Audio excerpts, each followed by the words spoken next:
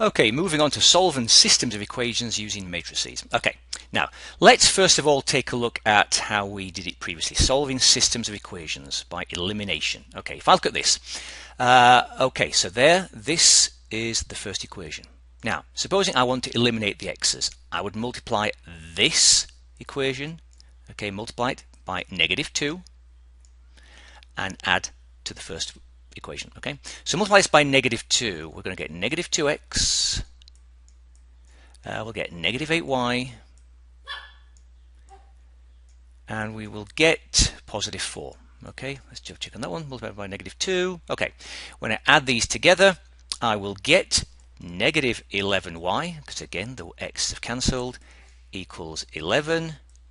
I'll get y equals -1, and I'll put it back into here. I'm not going to do it. Put it back into here to find x. Okay, so now take a look at this again. If we look at this system of equations, we can write it as an augmented matrix like this below. And look, really, think about it. All you're doing is just taking the numbers that you can see. Okay, the coefficients in front of the x and y, 7 on the end. So 2, -3, 7. There it is. 2, -3, 7.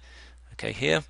1x plus 4y equals -2, 1, 4, -2 there, and that's the augmented matrix. Okay, now this is a 2 by 3 matrix. In other words, 2 rows, 3 columns. That's how we do it. See down here, this is a 2 by 2, 2 rows, 2 columns. Okay, now take a look at it. So again, the augmented matrix, that's this here. Okay, just the coefficient matrix, which we're not really going to look at too closely, because we're going to be solving, is this. It's just the coefficients of the x and y. That's all it is. But this is descriptions of the matrices themselves: augmented, coefficient, row by column. Okay, so let's move on to actually look into solving these. So again, if you want to take a look at this, it's pretty much similar to how we solved systems of equations previously, but you definitely have to look at this box to kind of follow what we're about to do right now. Okay, so we're going to solve the system of equations below, this one here. Now then, here we go. The idea is to get this to look like this. Now when I say look like that, of course, I'll show you in examples. But look, if we end up reducing this particular system to this down here, then look at the bottom here. If this, let's just suppose this is x, y, and z. I know I've got a, b, c, d, and f. These are just numbers, okay? Now look, can you see here? This bottom line here is telling me that 1z, in other words, z equals whatever I get here. Okay, I know we've written f, but whatever I get there, I will get an answer. Okay, so once I know what z is, I can put it into here. Okay, remember this is the z column, and I'm able to find out what y is. Very similar to how we solved these systems previously. Again, once I know what z and y is, I'll be able to know what x is. Okay, so the idea is to kind of get this diagonal ones with the zeros here, here, and here. Again, it's always better to see an example. Okay, so if I need to get a 1 top left, okay, that's the idea. The first starting point, get a 1 top left. Can you see what I'm going to do here is switch these 2 rows around, because I'm not cheating at all. I'm just putting a 1 top left. So I'm going to move those 2 rows, okay, and then we'll go from there. So I'm going to kind of show you the process. So here we go. Here's the same particular question. Okay, 2, -1, 4, -3, 1, blah, blah, blah. Written it right here. Now, I've already done this. What I've done is I've moved row 2 to be row 1. And here we go. Okay, can you see that? So right here, I have my 1 top left. Okay, so there we go. That was fairly simple. Nice start. Now then, how do I get a 0 here in the second row? Okay, again, remember, down here, this is what I want, the 0 here. I'm going to do that first. Well, what you do is this. You multiply this row by -2 and add it to the +2. Can you see? Of course, -2 added to +2 will give me 0. So again, think about this. I'm not going to change the first row. 1, -2, -10. That line, -6. Okay. So again, multiply this one by -2 and add it to +2, that will give me the 0. Okay, so now multiply this by negative 2 and add it to this. Okay, so negative 2 times negative 2 is positive 4, added to negative 1 will give me 3. This multiplied by negative 2 is positive 20, added to this will give me 24. This multiplied by negative 2 and added to this.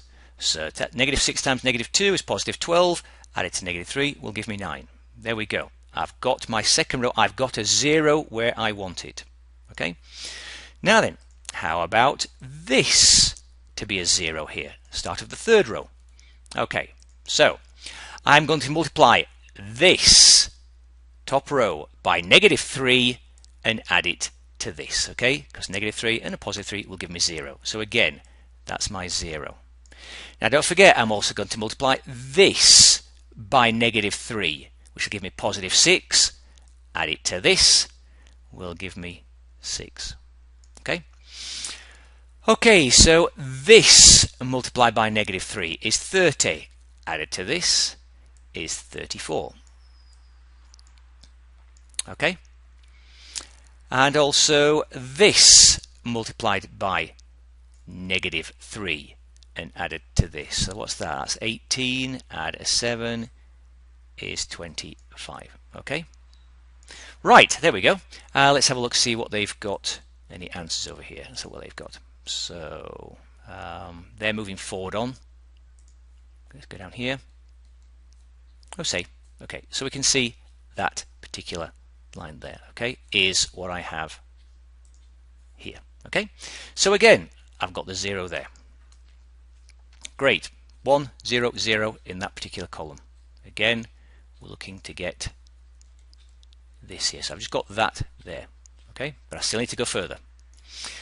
Okay, so now then, I need a 1 right where this 3 is, okay. Remember, we're going to go for these diagonal ones. Okay, so if I need a 1 there, now what the book does, let's have a look what they say. They say multiply it by 1/3. Well, I've always thought to myself, divide by 3. How do you get a 1 where the 3 is? How do you get 1? You always divide by the number itself. So I'm going to divide this second row by 3. Okay, the book says multiply by 1/3. That's the same thing. But again, I'm going to keep that first row. Okay, and the negative 6 over there. These are just kind of long and tedious. Divide the second row by 3. Of course, that's still 0. Great, there's my 1. Yes, look at all these numbers nicely divided by 3. It's kind of a, you know, an easier one to deal with when you've got some nice numbers. Okay, and what I'll do is, and I'm going to do it straight away, I'm going to just keep writing down that third row for now. Okay, 34 and 25. Okay, just for clarity. Okay, so all I've done is divide the second row by 3, and I've got that. Now then, how do I make this into a 0? Remember the pattern? I need to make it looking like this. Okay, so I need that 0 there. I'm going to need this again, this diagonal ones. Okay, with these rest 0 here. Doesn't matter about the A, B, and D here. Okay, right. Let's go back. So how do I make this into a 0? I multiply the second row by negative 6. And add it to the third row. That'll give me 0. Okay, so multiply by negative 6. So now, again, the tedious little bit about a lot of this is we keep just repeating some of these rows. Okay, I'm not going to change anything here. I've got these first 2 rows how I want them. Diagonal ones, and that's 0. Okay, so again, multiply this whole row by negative 6 and add it to the bottom row. That will still be 0. This will be 0 because 1 times negative 6 added to the 6. Okay, here will give me the 0. Right, how about this times negative 6 is negative 48. Added to this will give me negative 14. This 3 multiplied by negative 6 is negative 18. Add it to the 25, I'll get 7. Okay, there we go. That's that particular system there we now have, that matrix. Okay, now then, I still have to get this here to be a 1. Again, I want this diagonal ones. Okay, again, let's go back to this again. I want this diagonal ones here. Let's like that. Okay, right. So to get this to be a 1, well, think about it. Again, the book probably tells you to multiply by negative 1/14. But look, divide by negative 14. I just think to myself, how do I make a 1? Divide by itself. Okay, so I'm going to divide by negative 14.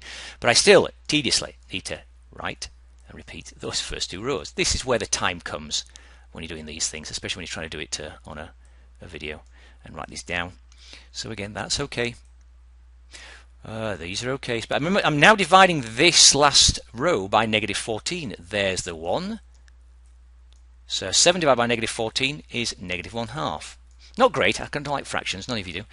Okay, now look at right here. I have an answer already. 1z. Remember, think of these as x, y, and z. Okay, right from the very start, right from the very original question. Okay, remember, x, y, z. We changed it into the augmented matrix. Okay, there's the coefficients. There's the answer on the other side. Okay, that's how we started writing this.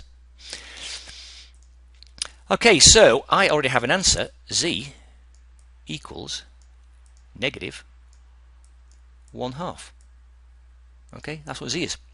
Right, if z is negative 1/2, now I'll put it back into the second equation, because this is what this second equation is here. See this? This is y plus 8z, there's no x's, equals 3. Okay, I'm putting it now back into, in some ways, how I started. Remember, I had a system up here, changed it to the augmented matrix, solved it, but now I'm writing it back as the original system in terms of x, y's, and z's. Right, so there's y. So if z is negative 1/2, think about it. What's 8 times negative 1/2? Is that negative 4? Okay, I add 4 to both sides. I've got 7, haven't I? So y will equal 7. There's another answer. Okay, so if I have that, let's put it back into this one here. Okay, let's look at this. Remember this one means x minus 2y minus 10z equals negative 6. Okay, so again, if z is negative 1/2, that will give me positive 5 there. Yeah, negative 10 times negative 1/2, positive 5. If y equals 7, negative 2 times 7 is negative 14. I've got my x, I've got my negative 6. Okay, so negative 14 plus 5, that's negative 9. Well, if I add 9 to both sides, I'm going to get x equals 3. Okay, so here is, in your fancy curly brackets, 3x 7 y negative 1/2 for z. Let's go back and see if that's what they get. Where are we? Let's have a look. There you go. Da-da! Okay. And that's how you do those. Now we're also going to look at the no solutions and infinite amount of solutions, but that's very similar to how we looked at the ones in the previous equations where we just dealt elimination by addition.